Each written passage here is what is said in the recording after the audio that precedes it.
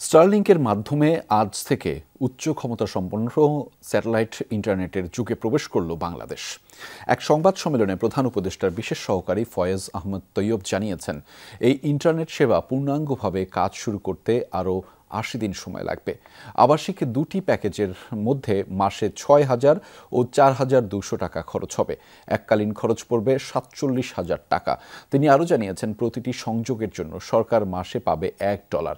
এই ধরনের স্যাটেলাইট ইন্টারনেটের মাধ্যমে সার্বভৌমত্ব ও নিরাপত্তা ক্ষুণ্ণ হবে না বলেও আশ্বস্ত করেছেন বিশেষ সহকারী।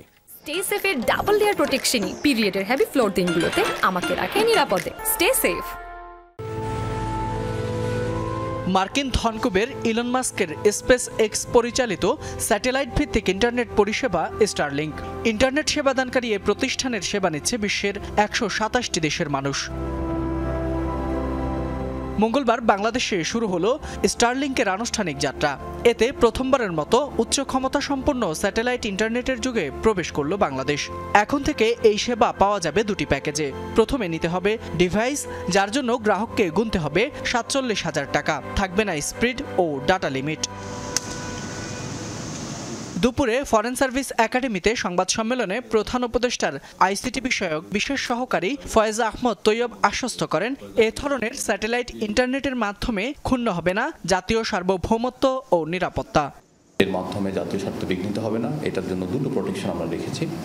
একটা প্রোটেকশন হচ্ছে স্টারলিংকে লোকাল গেটওয়ে ব্যবহার করতে হবে এবং সেখানে LIC ইনস্টল করতে হবে, অর্থাৎ আমাদের যে জাতীয় নিরাপত্তার জন্য যে লফুল ইন্টারসেপশনের বিধান আছে আন্তর্জাতিক টেলিযোগাযোগ সংস্থা থেকে, সেই কমপ্লায়েন্সটা তাদেরকে মানতে হবে। ইন্টারনেট নিয়ন্ত্রণের ইচ্ছে সরকারের নেই জানিয়ে তিনি আরও বলেন, দেশের আইন মেনেই স্টারলিংকে লাইসেন্স দিয়েছে সরকার। আমরা কিন্তু টেলিকম লাইসেন্স রেজিম পরিবর্তনে তাড়াহুড়া করছি। যদি আপনারা খেয়াল করে থাকেন, ৭ স্তরের লাইসেন্স আছে, অত্যন্ত দ্রুততার সাথে আমরা সেখানেও একটা আইন পরিবর্তন করে সেখানে ৭ স্তর থেকে কমিয়ে ৩ স্তর আনছি। সুতরাং তাড়াহুড়া করেছি, একটা যৌক্তিক কারণে করেছি, জনস্বার্থ রক্ষার জন্য করেছি এবং এই খাতে শৃঙ্খলা এবং ইউটিলিটি তৈরির জন্য করেছি। পরীক্ষামূলকভাবে স্টারলিংকের ইন্টারনেট সেবা দেওয়া শুরু হলেও পূর্ণাঙ্গভাবে কাজ শুরু করতে আরও ৮০ দিন সময় লাগবে বলেও জানান ফয়েজ আহমেদ তৈয়ব।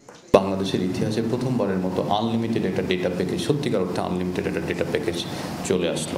ফয়সাল মাহমুদ, যমুনা নিউজ, ঢাকা।